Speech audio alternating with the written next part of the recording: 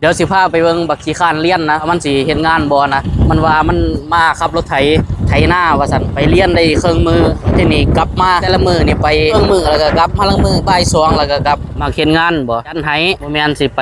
เล่นไปข้าวเดียวไปโรงเรียนก็บ่เข้าไปเล่นซื่อๆเปลืองเงินพ่อแม่ต้องจัดให้เฮ็ดเวียกเอาระบบเฮ็ดเวียกบ่เรียนก็เข้าระบบเฮ็ดเวียกบ่ได้ซีเรียสนะบ่ได้กำหนดว่าต้องไปเรียนให้มันจบสูงๆมีอยู่2อย่างบ่เรียนก็เฮ็ดเวียกเฮาบ่ได้ซีเรียสเรื่องเรียนเพราะฉะนั้นเนี่ยถ้าเฮาบ่เรียนเฮาก็ต้องมีการมีงานเฮ็ดเฮ็ดเวียกเฮ็ดงานแล้วก็พอได้เงินนะแต่ถ้าหากบ่เรียนแล้วมาอยู่ซื่อๆมาสูบยาท